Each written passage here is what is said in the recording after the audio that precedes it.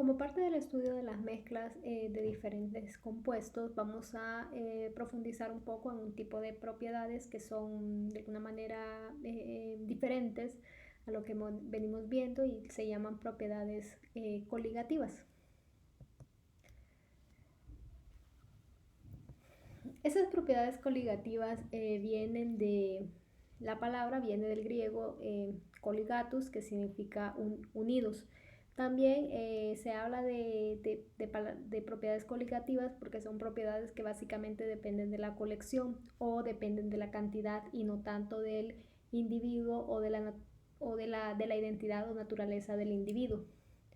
Un concepto que aprendimos de los potenciales químicos es el potencial químico, que el potencial químico de una sustancia A siempre será positivo con respecto a su fracción molar, manteniendo la temperatura, la presión y el resto de los componentes constantes. ¿A qué hace referencia? Hace referencia a que si yo aumento la fracción de ese componente A, su potencial químico está obligado a aumentar con respecto al estado anterior. Y también lo contrario, si yo disminuyo la fracción molar de A, pues su potencial químico tendrá que disminuir.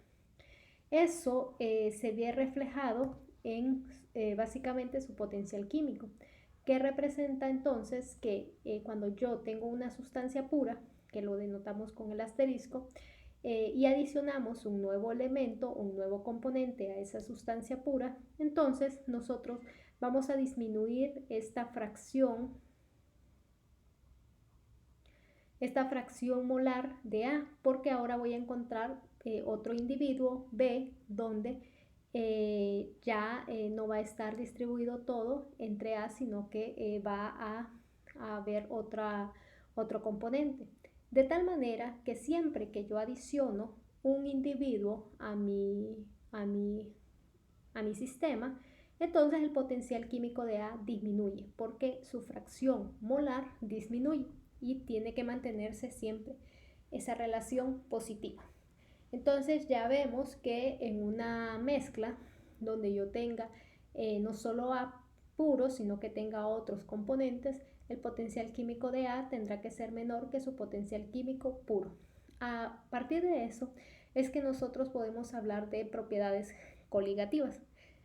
Básicamente son cuatro las que se identifican como tal. Una es la presión de vapor, como la adición de un nuevo elemento o de un nuevo componente afecta a la presión de vapor cuando hablamos de sustancias puras. El punto de ebullición estándar también se ve afectado por la incorporación de un nuevo componente. Lo mismo el punto de congelación estándar y finalmente el fenómeno de presión osmótica, que también es considerada como una propiedad coligativa. Todo bajo este principio, que el potencial químico del componente A, que antes lo encontraba puro, será menor que el potencial químico de él mismo, pero cuando se encontraba totalmente solo. Entonces el potencial químico de A en la disolución será menor que el potencial químico de A puro. Y eso esta es la base para esas cuatro propiedades coligativas. Vamos a comenzar con este estudio, pero antes vamos a ver que en todas estas propiedades coligativas existe lo que llamamos y ya conocemos equilibrio entre fases. Existe el equilibrio entre sólidos, líquidos y vapores que están presentes. Gráficamente nosotros podemos ver esas propiedades coligativas a través de un gráfico que ya nosotros hemos estudiado y es bien conocido, el gráfico de potencial químico versus temperatura. Recuerden que cuando la sustancia es pura, yo puedo escribir aquí AG, cuando se encuentra pura, ¿no? De hecho, este gráfico se muestra inicialmente para la energía libre de Gibbs. Y aquí tenemos nuestra curva, la línea azul, que muestra la línea de líquido puro, luego tenemos vapor y sólido puro, las líneas negras. ¿Qué sucede cuando nosotros tenemos una disolución? Tiene que cumplirse lo que acabamos de estudiar, que el potencial químico de A en esa mezcla será menor que su potencial puro. Si esta fuese la gráfica de A Entonces, cuando él ya se encuentra en una mezcla, en una disolución, entonces la línea roja, que es la que muestra acá, muestra un potencial químico para las mismas temperaturas. Por ejemplo, analicemos las temperaturas TF', vemos que si nosotros extendemos hacia arriba, el potencial químico de A en ese punto es menor para la disolución que quizás cuando él se encuentra completamente puro. Y lo mismo se cumple en todos los rangos de temperatura que yo tenga aquí. Siempre cumplo que ese potencial en disolución es menor que el puro.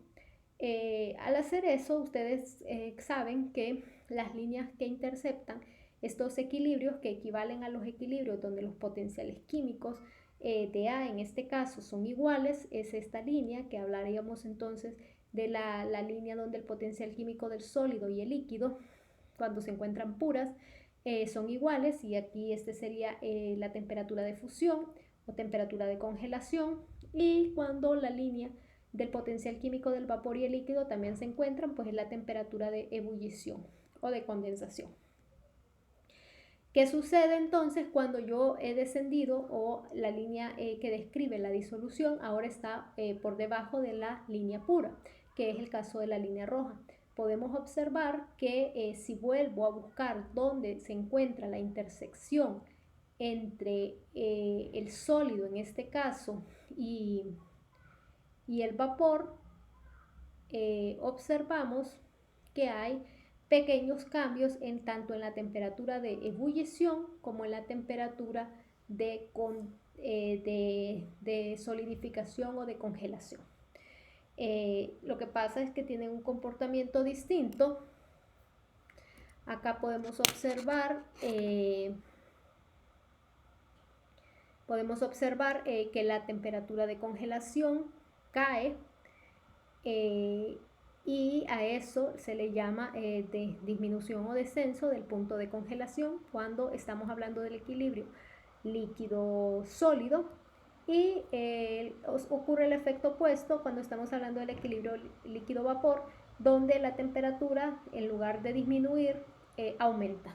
Entonces esos son, por lo menos en esta gráfica podemos observar dos propiedades coligativas que habíamos hablado: cómo se ve afectado el punto de congelación y cómo se ve afectado el punto de ebullición. El punto de ebullición, con la adición de un nuevo componente formando una disolución, línea roja, se eleva, y el punto de congelación, formando también una disolución, se disminuye. Entonces, este gráfico ayuda mucho para poder describir ambas propiedades. Describiré algunas generalidades de estas propiedades coligativas. Como se puede ver en el bosquejo, tenemos AA, el componente A, puro, donde se denota con su asterisco que se encuentra puro, y el mismo componente A, pero ya en una disolución, donde tengo esta adición de este componente en un verde más intenso. Vamos a denotar con la letra A al disolvente y con la letra B al soluto. Algo que vamos a volver a mencionar es que las propiedades coligativas solo dependen del número de soluto de las partículas y no de su individualidad o de sus características particulares. Luego, el soluto se considera un soluto no volátil, por eso claramente ven que la presión de A aquí realmente no tiene influencia, o no tiene aquí al componente que se adicionó con un color intenso, con un color más intenso. Luego, el soluto no se disuelve en el disolvente sólido.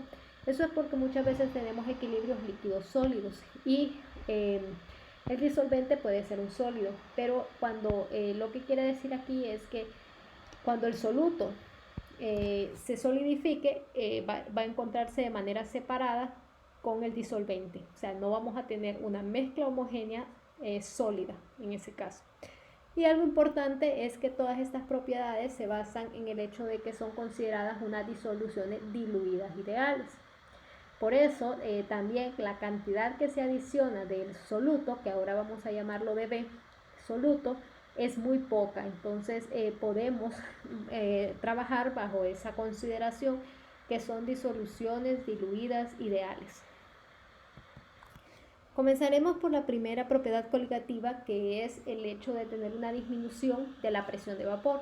Cuando vimos la introducción de ella, solo hablábamos de la presión de vapor, y ahora vemos que lo que está ocurriendo por la adición de un soluto en la disolución es que ocurre una disminución de la presión de vapor. ¿Cómo veríamos esto de manera gráfica? De manera gráfica, nosotros tenemos nuestro equilibrio de sustancias puras, presión, temperatura, y pueden ver la línea roja, es el diagrama de fase muy conocido que siempre estamos constantemente estudiando. La disminución de la presión de vapor va a ocurrir entonces en este rango, ocurre en la línea amarilla, donde para una misma temperatura, observen el punto de TV, donde yo tengo aquí un punto y tengo otro acá para ya, esta es el diagrama de fase que tendría ya la disolución, y el rojo es el de sustancia pura. Ahí podemos observar que para una misma temperatura la presión de vapor disminuye. Entonces, y eso ocurre en todo el rango, ¿ven? En todo el rango del equilibrio líquido-vapor. Entonces tenemos una disminución de la presión de vapor. Matemáticamente estaríamos hablando que la presión de la mezcla, que llamamos presión total, o simplemente de P, será igual a la presión de A, porque estamos hablando de un soluto no volátil. Esa presión de A, en este caso, podemos medirla, que es el disolvente, con una propiedad que ya conocemos, que sería con la ley de Raoult. Porque estamos hablando de una disolución diluida ideal, entonces el disolvente lo podemos tratar como si fuese Raoult. Ya en esta expresión, que es básicamente la ley de Raoult, si restamos a ambos lados de la ecuación la presión de A puro, a este delta P es lo que vamos a llamar la disminución de la presión de vapor. Quiere decir que este delta P siempre será negativo, porque la presión de vapor cuando él está puro siempre es mayor que la presión de A, en este caso, que equivale a la presión total cuando él se encuentra en una disolución. Sacando factor común, la presión de A puro, al hacer aquí la resta, yo puedo reescribir esta diferencia como el negativo de 1 menos XA. Si yo hago eso, podría ser acá 1 menos XA. Entonces nosotros puedo yo escribir esto sería la fracción del otro componente, que en este caso es el soluto. Esta expresión es para apenas un soluto y que no presenta disociación. Entonces podemos ver claramente que la diferencia de presión siempre será negativo, y porque la presión de A, que es la presión de A puro, siempre es positiva, y la fracción molar de B siempre es positiva. Pero lo importante y resaltar es que yo puedo saber cuánto va a disminuir la presión de vapor solo conociendo la fracción molar del componente B o del soluto. Obviamente, cuando el componente B tiende a la unidad, entonces prácticamente tenemos una diferencia, tenemos el valor aquí que será igual al negativo de la presión de A puro. Nuevamente, como les mencioné, el delta P solo depende de la fracción molar de B. Y de esa manera podríamos saber cuánto es el descenso o la disminución del punto del valor de la presión de vapor. Ahora vamos a estudiar otra propiedad coligativa, que es la elevación del punto de ebullición. Esa elevación, tenemos un bosquejo donde vamos a tener un líquido A que se encuentra mezclado con un soluto B.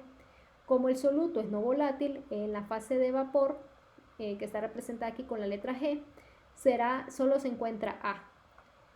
Nosotros sabemos que para que exista equilibrio, el potencial químico de A en la disolución tiene que ser igual al potencial químico de A en la fase de gas. En ese caso, como A se encuentra puro prácticamente, que nos tiene a B. Vamos a poner un ejemplo que es el más sencillo que por su amplio conocimiento, que es el del agua. Para que cumplamos, cuando se cumple el equilibrio y el agua líquida se encuentra a 100 Celsius y una atmósfera, el equilibrio nos dice que el potencial químico de A puro o del agua pura en la fase de vapor tiene que ser igual al potencial químico del agua pura en la fase líquida. Si yo me voy por encima del punto de ebullición estándar, o sea, por arriba de 100 Celsius, la fase más estable es la fase de vapor. Y sabemos que cuando la fase es la más estable, entonces el potencial químico es el menor valor. Lo que quiere decir que el potencial químico del líquido es mayor que el potencial químico del vapor cuando se encuentra por encima del punto de ebullición estándar. Nosotros sabemos que en una disolución el potencial químico de uno de los componentes, en este caso de A, del disolvente, disminuye. Entonces, para disminuir, porque este es mayor, para volver a de alguna manera restablecer el equilibrio, para disminuir este potencial químico de A en la fase líquida, lo que voy a hacer es que voy a adicionarle B, un soluto, para que caiga este potencial químico. De alguna manera, podemos ver que el soluto sirve, en el caso del potencial químico, sirve para evitar que más moléculas de líquido pasen a la fase de vapor y de esa manera poder disminuir el potencial químico del líquido. Matemáticamente nosotros sabemos que el potencial químico, ya lo mencioné acá, del líquido en el punto de ebullición estándar tiene que ser igual al del vapor o el de la fase gaseosa. En esas condiciones, el potencial químico de A en líquido también nosotros ya lo hemos medido. Equivale a esta relación, donde tenemos el potencial químico de A líquido más el producto de la constante de los gases, temperatura, por el logaritmo de la fracción molar del líquido A. Tal manera que cuando el líquido A es igual a 1, que es cuando se encuentra puro, esto se hace 0, y entonces el potencial químico del líquido A es igual al potencial químico del líquido A puro. Eso es obvio.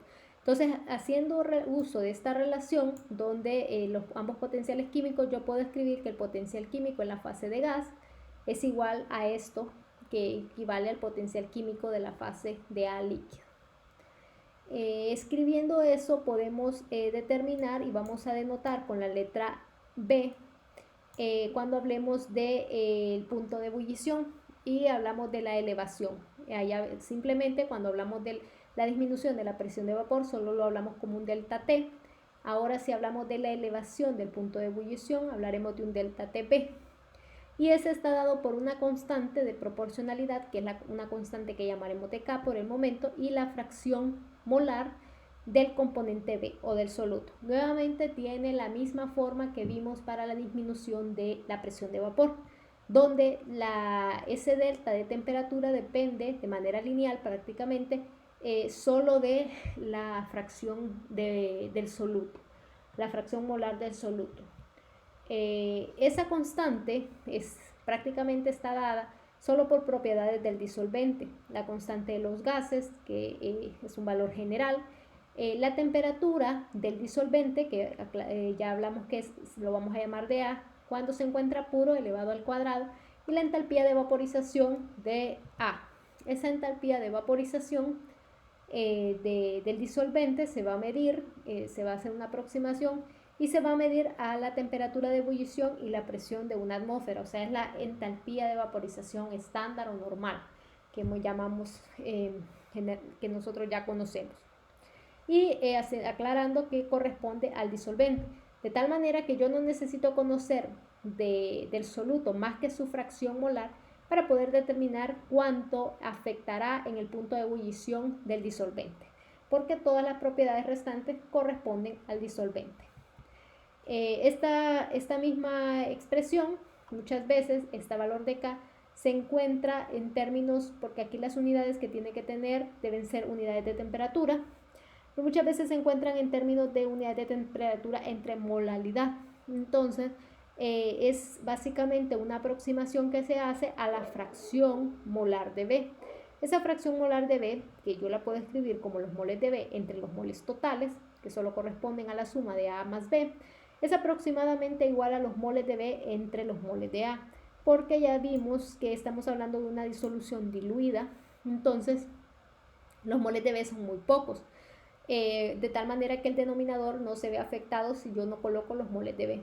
Si yo reorganizo esto, puedo escribir esto en términos de la molaridad, porque aquí tengo los moles de A, y con la masa molar puedo obtener kilogramos de A. Y ya sabemos que moles de B entre kilogramos de A es igual a la molaridad.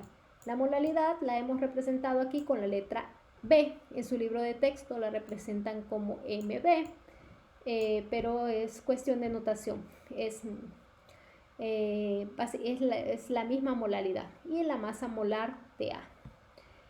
Si nosotros utilizamos eso, entonces ahora podríamos reescribir esta ecuación de la elevación del punto de ebullición de B en términos de una constante que llamaremos de KB, que representa la elevación del punto de ebullición. Y la molaridad, aquí ya vemos que tiene que tener unidades de temperatura entre molaridad para que podamos tener consistencia adimensional o consistencia dimensional. ¿Cómo voy a relacionar la constante que habíamos definido acá, que solo dependía de estas variables, y la nueva constante que yo he llamado de KB? Pues realmente solo es multiplicar a esta constante por la masa molar de A. Ya teníamos todas las propiedades aquí, conocíamos que eran las propiedades del disolvente, y aquí nuevamente solo adicionamos su masa molar. Y ahí nosotros ya podemos saber cuánto corresponde la elevación del punto de ebullición.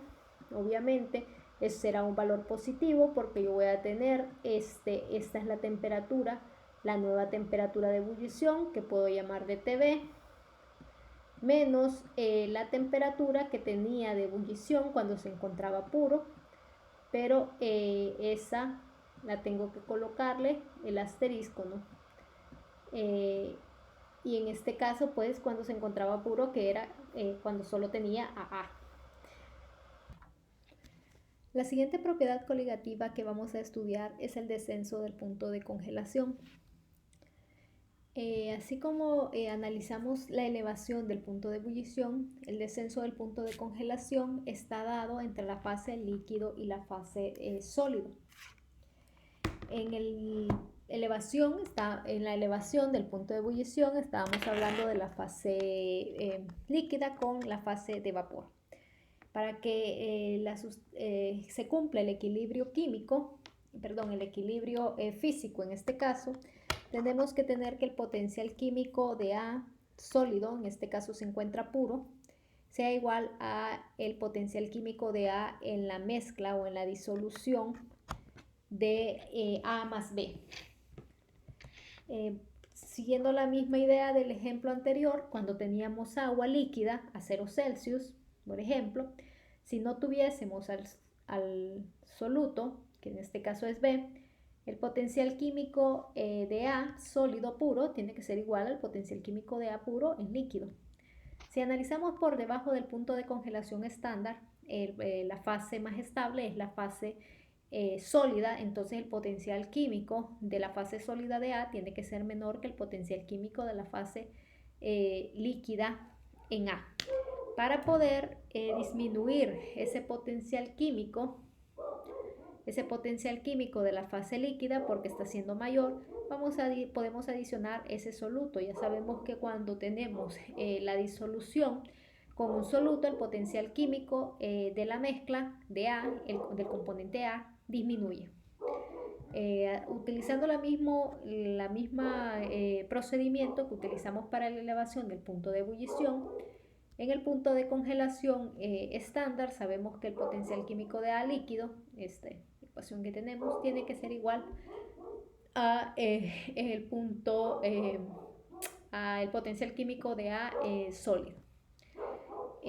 Sabemos que también que el potencial químico de A líquido es igual al potencial químico de A líquido puro más esta diferencia, que es básicamente cuando tenemos una fracción molar de A. Al igualar esas dos ecuaciones, llegamos a una ecuación similar a la que habíamos visto para la elevación del punto de ebullición, solo que ahora le vamos a colocar un prima para distinguirlo y además un signo negativo para poder tener esta diferencia positiva, porque esa diferencia siempre está entre la temperatura de fusión de la mezcla menos la temperatura de fusión de la mezcla, en este caso de A puro. Entonces, este número, como la mezcla termina con un punto de ebullición menor, entonces estamos ante un valor negativo. Y ven nuevamente, por eso se llama propiedad coligativa, porque solo va a depender de la fracción molar del componente B que yo tenga. Esa constante depende de otras funciones que son constantes también, como la temperatura de A, la temperatura de fusión de A puro elevado al cuadrado y la entalpía de fusión. Esa entalpía de fusión molar se mide a la temperatura de fusión y a la del componente A, claro, y a la presión de una atmósfera, que es lo habitual que nosotros conocemos. También puedo escribir esta ecuación en términos en lugar de escribirla en términos de la fracción molar, puedo escribirlo en términos de la molaridad, haciendo esta aproximación, que el denominador será prácticamente los moles de A, y ahí puedo escribir, conseguir una constante para el descenso del punto de congelación, que la vamos a llamar dkf, y en términos de la molaridad. Nuevamente, ¿cuál es la relación que voy a tener? Esta Kf entre K' será igual a la relación está dada básicamente por la masa molar. Entonces ahora ya podemos medir nosotros el grado de descenso del punto de ebullición, de congelación, y la elevación del punto de ebullición con la adición de un soluto en cada una de ellas. Ahora vamos a ver de dónde surgieron o de dónde salieron esas elevaciones, ¿no? Porque a partir de la definición yo he colocado las ecuaciones finales, pero vienen de un punto, vienen a partir de esas definiciones que ya nosotros conocemos. Entonces aquí tenemos la demostración que se hace para la elevación del punto de ebullición, pero también es válida para el descenso del punto de congelación. Y de la ecuación que teníamos en la diapositiva anterior, que es básicamente hacer una relación entre el potencial químico del gas y el puro y el potencial químico del líquido puro, todo esto, como pueden observar, es del disolvente, no del soluto, es del disolvente. Entonces esto es prácticamente la energía libre de X de vaporización. Aquí simplemente voy a derivar a ambos lados de la ecuación con respecto a la temperatura, que es lo que he hecho, derivado este término y este otro término que tenemos aquí con respecto a la temperatura. Si hacemos eso y nos damos cuenta que la temperatura es una variable, entonces podemos aplicar la ecuación de Gibbs-Helmholtz, que nos dice que esto es igual a la entalpía de vaporización entre la constante de los gases ideales por la temperatura al cuadrado. Ahora simplemente integramos a ambos lados de la ecuación. Vamos a integrar, los límites de integración serán cuando x es igual a 1, o sea, cuando la fracción del disolvente es igual a 1, lo que me hace el logaritmo igual a 0, y eso cuando corresponde, cuando yo tengo cuando tengo a el disolvente puro, o sea, no he adicionado el soluto, tengo la temperatura en este caso de ebullición, sería igual a esa temperatura pura, en este caso es B. ¿Y hasta dónde va? Pues cuando tenga la fracción de A sea distinta de 1, o sea que puede ir desde 0 hasta 1, ¿no? Y ahí entonces yo tendría mi temperatura de ebullición ahora ya con el soluto que tendría la mezcla. Al hacer eso, pues aplico integro la integral de 1 entre t cuadrado, voy a sacar constante la entalpía de vaporización del disolvente, sale constante, y acá, como pueden ver, ya he evaluado, he colocado los límites de integración en esta ecuación. Esa básicamente sería mi ecuación, pero quiero ver, para que quede de la forma que habíamos visto en la ecuación anterior, tengo que deshacerme de esta fracción molar de A por la fracción molar de B. Y simplemente lo que he hecho es escribirlo en términos de la fracción molar de B. Ahora, como esa fracción molar de B es muy pequeña, porque estamos hablando de disoluciones diluidas, y aplicando series de Taylor, yo sé que este logaritmo de 1 menos x es igual a esta serie que tenemos. Entonces puedo aproximar, si este es muy pequeño, que estos términos que siguen son pequeños y que esto equivale a menos x, que escrito en la ecuación sería básicamente el logaritmo de 1 menos xb, sería igual a menos x. El menos simplemente lo he colocado del otro lado de la ecuación y he cambiado aquí el orden de las fracciones. Ahora voy a trabajar con este término para simplificarlo. Como pueden ver, aquí la simplificación más grande que se ha hecho es considerar primero que la entalpía de vaporización se mantiene constante. De hecho, en la diapositiva anterior dije que se medía a la presión de una atmósfera y la temperatura de ebullición normal. Y considerar también que la fracción del soluto es muy pequeña para poder hacer uso de esta aproximación. Ahora voy a desarrollar esta resta. Al hacerlo, pues tengo este término que de alguna manera ya empieza a tener la forma del delta B, que ya vimos para la elevación del punto de ebullición. Si la diferencia de temperaturas no son muy grandes, entonces puedo decir que la temperatura de la mezcla, la temperatura de ebullición de la mezcla es muy cercana a la temperatura de ebullición del disolvente, o sea, cuando se encuentra puro. A eso puedo escribir esto como que estuviese al cuadrado, y ahí aparecen ya los dos términos, porque aquí lo único que me está quedando, si ustedes pueden ver, es la entalpía de vaporización IR, que ya aparece en la diapositiva anterior, y la fracción de B. Entonces puedo ver que la elevación del punto de ebullición, como ya lo habíamos visto antes, es la resta entre la temperatura de ebullición de la disolución y la temperatura de ebullición del disolvente puro. Y así ya he llegado a la ecuación que teníamos tanto para la elevación del punto de ebullición como para el descenso del punto de congelación. Ahora tenemos esos valores de las constantes. Miren, aquí está KF y aquí tenemos KB. Ahora ya están en términos de las unidades que les mencioné, que deben de estar en términos de unidades de temperatura entre molalidad. Si la temperatura se representa en Kelvin, la molalidad obviamente en mol sobre kilogramo, pues entonces tendríamos Kelvin por kilogramo sobre mol. Aquí tenemos algunos compuestos. Estos son los puntos de congelación estándar.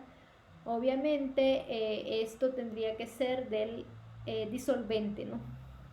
A estas constantes, por ejemplo la constante de la elevación del punto de ebullición, normalmente se le llama una constante ebulloscópica, y tenemos la constante de descenso del punto o disminución del punto de congelación, que se le llama una constante crioscópica. También en algunas literaturas son conocidos con esos nombres, entonces para que ustedes se encuentren familiarizados con ellos. Ahí pueden ver del ácido acético, del benceno, cómo varían sus valores. Aquí está el agua, por ejemplo, y tanto la de ebullición como la de congelación. Ahora vamos a hablar de la última propiedad coligativa, que es la presión osmótica. La presión osmótica es utilizada en muchas aplicaciones, por ejemplo, el proceso de purificación de agua, a través del proceso de ósmosis inversa, utiliza este principio, también en algunas aplicaciones médicas, también se utiliza estos conceptos. ¿En qué se basa básicamente? Imaginemos que tenemos estos dos recipientes que están con esta posibilidad de tener un dispositivo de cilindro émbolo que puede moverse de manera fácil, y luego está con una membrana semipermeable. Esta sería la membrana, esta membrana que divide. En el lado izquierdo tenemos el disolvente puro, que siempre lo denotamos de A, y en el lado derecho tenemos la disolución. Aquí tenemos A y tenemos un soluto que hemos dejado de B. Siempre el principio es que el potencial químico en la disolución es menor que el potencial químico de A cuando se encuentra puro. ¿Qué involucra en este equilibrio? Involucra que si el potencial químico cuando está puro es mayor, ¿de dónde cómo va a fluir la materia?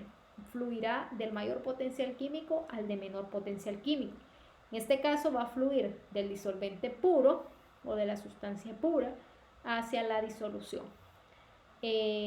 Hasta que prácticamente todo este disolvente se haya ido para la disolución. Una de las características de la membrana es que no permite el paso de B, o sea que el B, porque si no, no tendría sentido, B no puede pasar a través de esta membrana. Entonces B tiene bloqueado el paso, solo puede, así podría pasar de la disolución hacia el disolvente puro, pero no lo hace porque cuando hago las relaciones de su potencial químico me dice que el potencial químico del disolvente puro es mayor, entonces puede pasar, pero de izquierda a derecha. Ahora, para lograr controlar eso, a este cilindro émbolo se le va a colocar una presión adicional.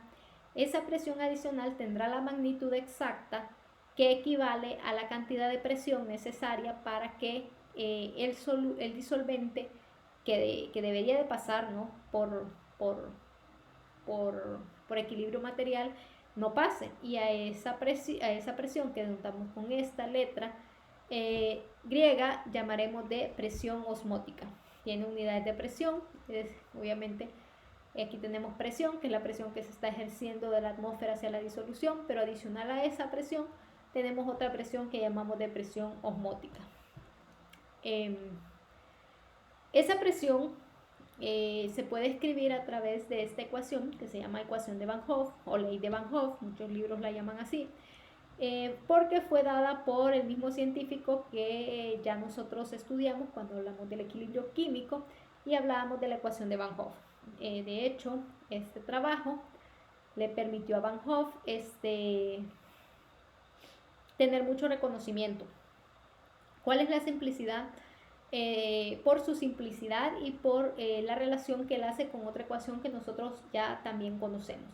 Aquí tenemos la presión, que es la presión osmótica, y tenemos el producto de una concentración por la constante de los gases y la temperatura. Ustedes pueden ver que esta ecuación guarda total similitud con la ecuación de los gases ideales, donde tenemos esta concentración de B que tenemos aquí, serían los moles, y aquí tenemos el volumen. Entonces, la ecuación de Van Hoff, que es para presión osmótica, es prácticamente un reflejo de la ecuación de los gases ideales, solo que Van Hoff llegó a esta conclusión a través de la utilización de los potenciales químicos, o sea, llegó a través de otro camino, otra aplicación que no es para gases, ¿no? Estamos hablando de disoluciones. Ahora, esta ecuación lleva algunas aproximaciones, y la primera es la que ya habíamos hecho para las dos propiedades coligativas anteriores, que es sobre la fracción molar de B, que la simplificamos. Aquí hemos considerado que la cantidad de moles de B es mucho menor que la cantidad de moles de A, de tal manera que este denominador, que deberían de ser los moles totales, yo lo voy a sustituir por los moles de A. Y el volumen, también hemos hecho otra aproximación, que en este caso sería el volumen total, lo lo hemos considerado solo basándonos en el volumen de A, porque el volumen que va a ocupar B, como es tan poco a la cantidad de B, pues será muy pequeño. Entonces el volumen total es el producto del volumen molar de A puro por los moles de A. Además de utilizarse para estos procesos que les mencioné anteriormente, también se utiliza mucho en determinar masas molares para macromoléculas. ¿Cuáles son esas macromoléculas? Las macromoléculas son moléculas con un gran número de átomos. Entre ellas pueden encontrarse las proteínas, el ADN, también algunos tipos de tensoactivos que tienen muchos átomos pueden trabajarse como macromoléculas. Y simplemente lo que se hace es que así como escribíamos la ecuaciones de estado para gases reales que estaban basadas en, por ejemplo, los coeficientes piriales, también podemos escribir la presión osmótica en términos de otros coeficientes. Ustedes pueden ver que aquí estamos hablando, por ejemplo, del componente J, solo para generalizar.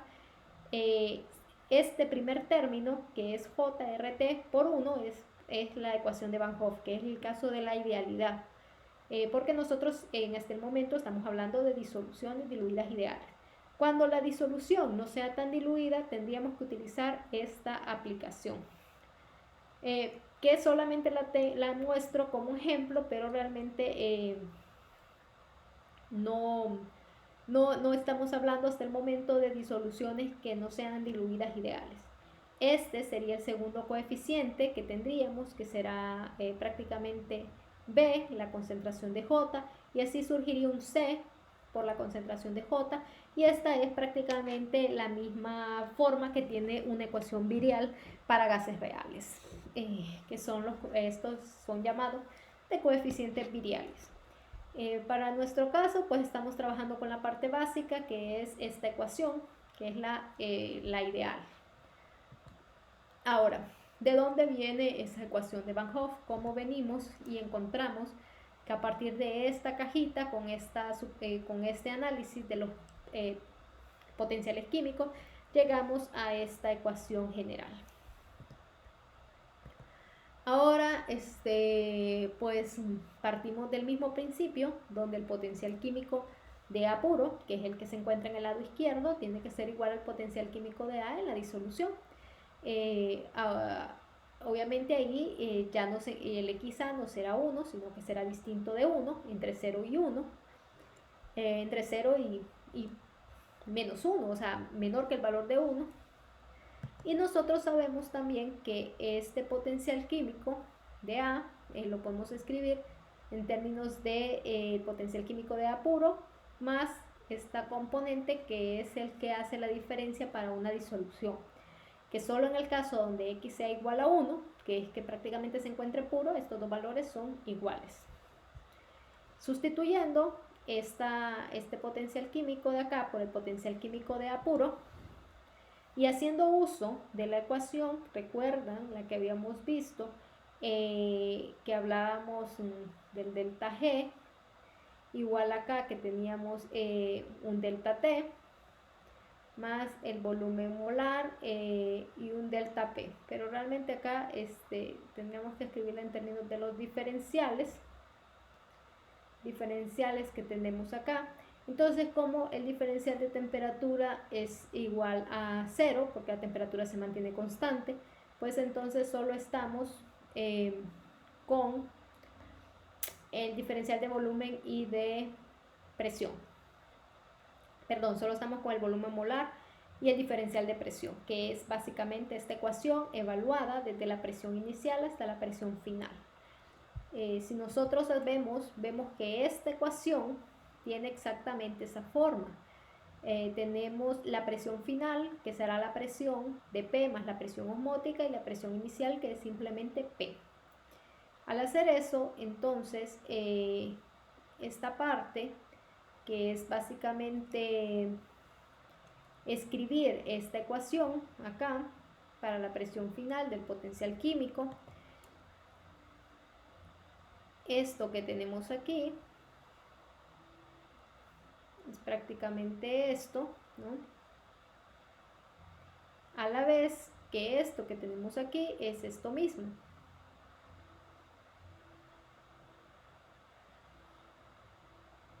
Entonces podemos ver que el negativo de RT, logaritmo de esto, tiene que ser igual a la integral del volumen molar, tendríamos, y el diferencial de presión. Cuando tenemos eso,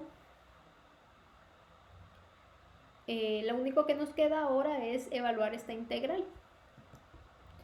Siempre considerando, en este caso, vamos a sustituir también el logaritmo de XA, considerando que la fracción molar de B es muy pequeña y aplicando la serie de Taylor, podemos escribir este logaritmo de XA solo como XB, como el negativo se cancela, y aplicando aquí la integral donde el volumen molar lo vamos a sacar constante, porque vamos a ver que el volumen molar casi no varía con respecto a la presión para los líquidos, puede salir constante la integral y entonces evaluamos la integral para el diferencial de presión, que sería P más la presión osmótica menos P. Entonces prácticamente los P se cancelan y solo me queda la presión osmótica.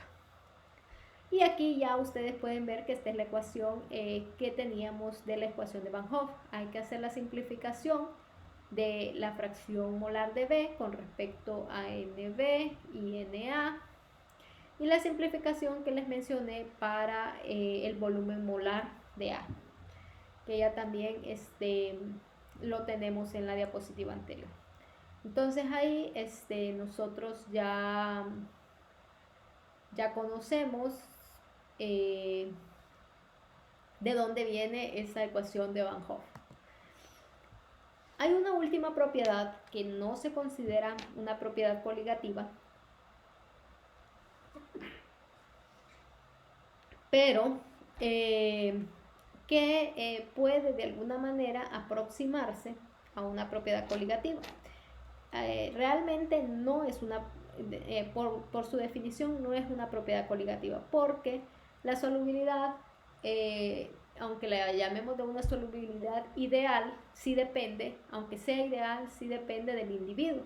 Y ya hemos visto que todas estas propiedades anteriores solo dependen de la cantidad de ese individuo y no de sus características que tenga. ¿Cómo describiríamos la solubilidad? En el caso de la solubilidad, si nosotros tenemos una disolución de A más B y tenemos a B, que sería el soluto, en equilibrio, para que esté en equilibrio la disolución, entonces tiene que ser saturada de B. Entonces el potencial químico de B, ahora cambian los roles porque en las propiedades anteriores siempre hablamos de los potenciales químicos del disolvente, que tenían que ser iguales cuando están puros o cuando están en la disolución. Ahora hablamos de que el potencial químico de B, que en este caso es el soluto, tiene que ser igual al del soluto en la disolución. Siempre aclarando que tiene que ser una disolución saturada porque tiene que estar en el equilibrio para que este equilibrio se cumpla, este equilibrio material. Y sabiendo también que el potencial químico de B en la disolución es igual a B puro como líquido y siempre el producto de la constante de los gases por la temperatura y la fracción molar, pero no de A, sino que de B. Esa es una de las diferencias que tiene este análisis, que por eso también vemos que no es exactamente para una propiedad coligativa. El potencial químico y también es una solubilidad ideal. El potencial químico de B sólido es igual a eso. Ahora tendríamos que aplicar lo mismo que ya aplicamos para la elevación del punto de ebullición y la disminución del punto de congelación. Aplicando la ecuación de Gibbs-Helmholtz llegamos a la misma conclusión que tendríamos.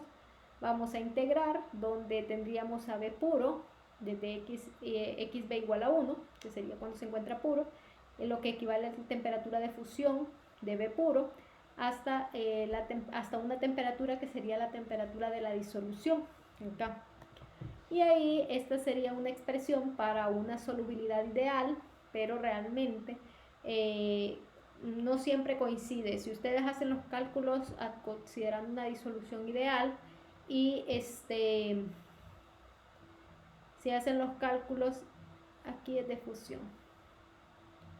si hacen los cálculos para una disolución ideal, van a darse cuenta que dista mucho de los valores tabulados experimentales.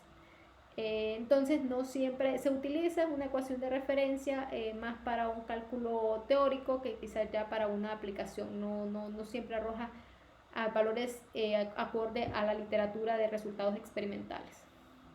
Ahora entonces podemos ver aquí que el logaritmo de XB puede ser igual a la entalpía de fusión, pero ahora la fusión es del soluto. Entonces quiere decir que esta fracción de B, esta propiedad, está directamente enlazada a las características del soluto, de tal manera que no podría llamarse una propiedad coligativa.